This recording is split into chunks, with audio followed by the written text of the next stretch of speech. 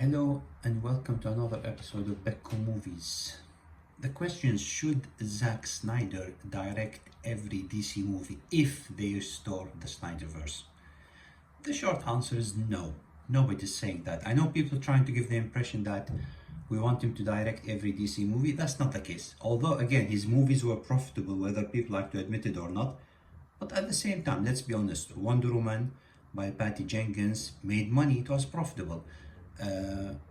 Aquaman by James Wan again was profitable, made money. Even the Aircut, which was directed by David Ayer, although that version of the movie, the theatrical version, was butchered, again it did make money and it was very profitable. In addition to the obviously Man of Steel and Batman v Superman, which was profitable. Justice League is a little difficult to judge because it wasn't released theatrically, but I'm sure it would have been profitable as well. It is the Justice League basically, and it's a 4-hour movie. They could have split it into two, etc. So my advice is, or my proposal is very simple. If you're gonna start with something, you start with something basic, which is basically to start with the Suicide Squad, David Ayer's Suicide Squad. So you start with this movie. It's already finished. Maybe it needs some CGI. We're not sure how much would it cost to finish the CGI. David Ayer never said exactly. I think they were supposed to be introducing the parademons with Steppenwolf at the end with what's her name, Enchantress. Whether they would do that if they're gonna release the same movie, that's the question, or whether they would change it. It all depends. I think they should finish it properly, add some money so that it's a proper connection to the Snyderverse. So again, that's movie number one. That's not even directed by Zack Snyder. Then if you're gonna do this, you do the Aircut, because that's the first one you have to start with.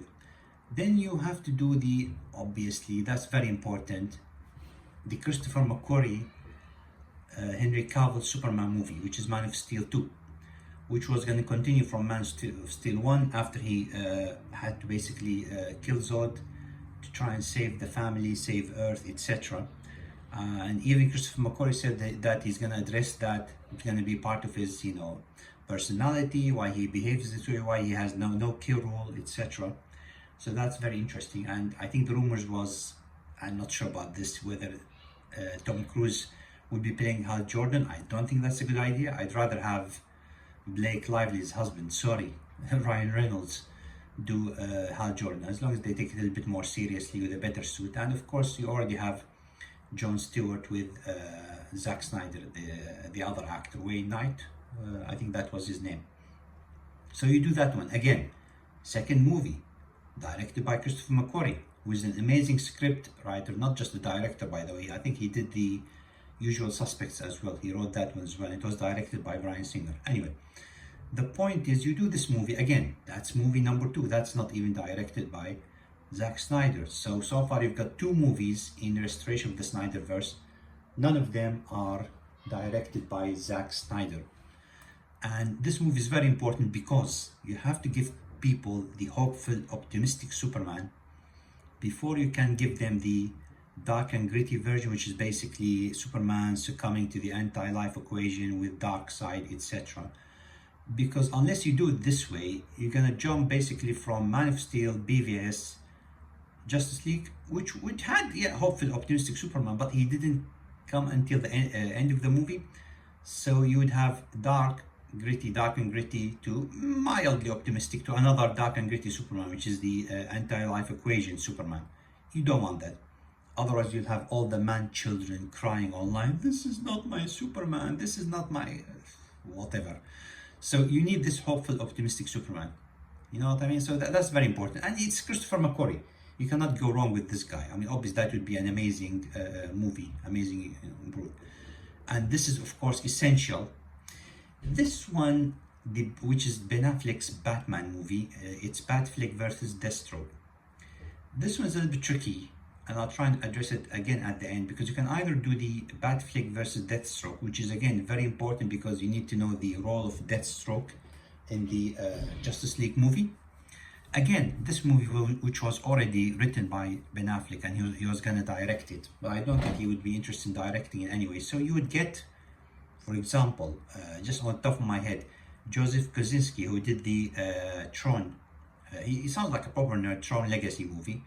And he did Top Gun Maverick, he did F1, he did Oblivion with Tom Cruise. Or you get even better, Gavin O'Connor, who, as I've said on X multiple times on Twitter, he's done The Accountant Part 1 and 2, he knows how to direct action, he's done All the Way Back, so he can do drama. Or David Fincher. David Fincher, I'm not entirely sure because he's not, I mean, he hasn't done like proper action, but again, he's an option. So that's what? Suicide Squad, that's Man of Steel 2, and this is the Ben Affleck's Batman movie. That's 3 movies without Zack Snyder directing any of them. Okay, then after you do all these 3 movies, and they are kind of essential, then you do basically the Justice League Legacy, Justice League 2 and 3, which is finishing the trilogy. Okay, for that one, that's a bit tricky because you need Zack Snyder for this one because he did a really good job with the basically the first one. So I think you should save Zack Snyder for ensemble movies. He does really good in ensemble movies. He did really well with Watchmen, which was, if you think about the ensemble movie, he did really well. Even with 300, which is kind of an ensemble movie, and both of them are comic book movies, DC properties. So you save him for 2 and 3 and let him shoot it back to back. Because as I have mentioned before, actors are not getting any younger. I'm just trying to be realistic. So you do these 2. He did an amazing job with these characters. He knows the actors and they seem to love working with him, you know, whether it's Fisher or Ben Affleck or Henry Cavill. And he did introduce these characters really well. He got an amazing costume designer, Michael Wilkinson, to design the costumes. Although I hope this time for the score, sorry, Junkie XL, just get Hans Zimmer back. Fine, you can get Junkie XL with him. The score for Justice League Part 1 was fine, above average maybe. I mean, the highlights obviously is the Flash score, faster than the speed of light, and also the score for the villains was really good, I'm not gonna lie. But otherwise, I did not like his Wonder Woman version. He butchered Wonder Woman's score. So anyway, so for this one, you get Zack Snyder. Okay, and maybe you can do a Wonder Woman movie as well before this one. Maybe you can get Patty Jenkins, but just don't let her do Wonder Woman 84 again, or another female director. I don't think it's essential to have a Wonder Woman movie to get to, because you want to get to Justice League soon. Okay, you can shoot these movies anyway. You can still do, for example, Man of Steel, Batman, Ben Affleck movie, and then you do Justice League 1 and 2. Wonder Woman is not essential, but you can do a Wonder Woman movie if they have to. So this, yeah, you leave it for Zack Snyder. This one is a tricky one, which is basically the Flashpoint movie. I mean, again, ideally it should be, I guess, Zack Snyder, but not necessarily. You can get another director, or maybe you can get Zack Snyder and Ben Affleck to direct it, because it has a lot of Batman elements, and you know, his father being evil and not being killed like his mother as well by that thief, and instead it's Bruce Wayne who gets killed. But the most important bit is this is basically to reboot the whole franchise. So you end again with almost another Batman movie, and you reboot the whole franchise. Again, it doesn't necessarily has to be Zack Snyder direction. You can get other directors.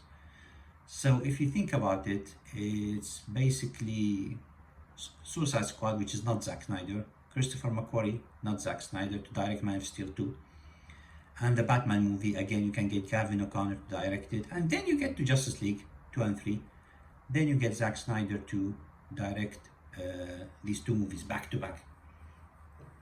Okay, and that's about it, simple. So nobody is saying that Zack Snyder should direct these movies, because sometimes I hear it on YouTube by some dumb YouTubers and say, oh, Zack Snyder fans wants him to come back for all movies. No, we never said that. And I've seen a lot of hardcore Zack Snyder fans. They would say, look, we want him to direct the Justice League movie, maybe the Man of Steel 2, but I think for that one, just leave it for Henry Cavill and McQuarrie. And the same thing for the Ben Affleck movie. I mean, I would wish for him to direct the Ben Affleck Batman movie, but Personally, it has to be The Dark Knight Returns. Standalone movie, that's a whole different video. Standalone movie, The Dark Knight Returns, Ben Affleck, Zack Snyder directing, just go crazy, man. Anyway, I'll talk about that in a different video. But it doesn't have to be Zack Snyder to direct a Batman movie. So there you go. And that's the Snyderverse restored. Whether you want to do a trilogy, for example, if you do a trilogy for Ben Affleck, if there is time to do that, then you can direct maybe Zack Snyder, get him to direct one of them. If you're gonna do a Man of Steel trilogy, maybe again Zack Snyder can direct the third one, although I would really wish that he would stay for the ensemble movies and maybe direct a Dark Knight Returns as an Elseworld story with Ben Affleck. There you go. You don't need the Zack Snyder to direct each DC movie. Becco Movies out.